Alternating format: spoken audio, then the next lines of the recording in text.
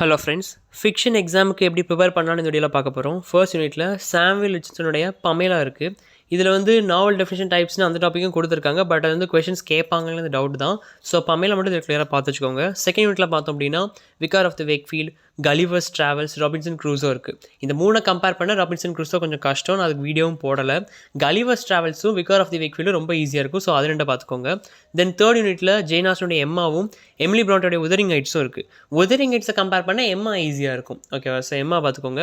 தென் இல்லை உதரிங் ஹைட்ஸ் பார்க்குறீங்க அப்படின்னா அதில் வந்து சூப்பர் நேச்சுரல் எலமெண்ட்ஸ், இந்த கோத்திக் எலமெண்ட்ஸ்லாம் கொஞ்சம் கிளியராக பார்த்து வச்சுக்கோங்க. தென் ஃபோர்த் யூனிட்டில் பார்த்தோம்னா ஹார்ட் டைம்ஸும் வேனிட்டி ஃபேரும் இருக்குது. இதில் Hard Times easy, Vanity Fair compare பண்ண. ஏன்னா வேனிட்டி ஃபேரில் கேரக்டர்ஸ் நிறையா இருக்கும். பட் ஹார்ட் டைம்ஸ் வந்து அந்தளவு கேரக்டர்ஸ் நிறையா இருக்காது.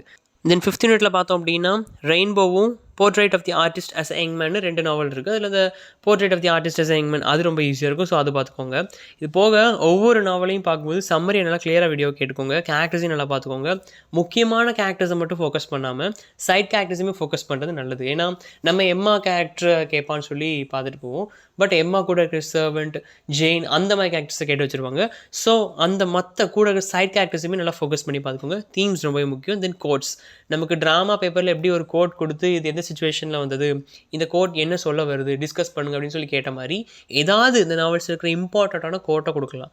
ஸோ இம்பார்ட்டண்டான கோட் கொண்டு ரீட் பண்ணி வச்சுக்கோங்க. தென் டைட்டில் சிக்னிஃபிகன்ஸ், இந்த டைட்டில் எதுக்குன்னு சொல்லி டிஃபைன் பண்ண சொல்லுவாங்க. அதுக்கும் பார்த்துக்கோங்க. தென் அனாலிசிஸ் அப்படிங்கிறப்ப நம்ம கிளியராக பார்த்துடலாம். ஃபார் எக்ஸாம்பிள் இப்போ ஸ்விஃப்டோடைய கலிவர்ஸ் ட்ராவல் எடுத்துட்டோம் அப்படின்னா அது ஒரு சட்டாயர் இல்லையா? ஸோ இது எப்படி ஒரு சட்டாயரிக்கல் நாவல் அப்படின்னு சொல்லி ஒரு கொஸ்டின் இருக்கலாம். ப்ரூவ் ஆஸ் அ சட்டாயரிக்கல் நாவல்னு சொல்லி கொஸ்டின் இருந்துச்சு அப்படின்னா எதெல்லாம் சட்டாயர் பண்ணியிருக்காருன்னு நமக்கு தெரியணும்.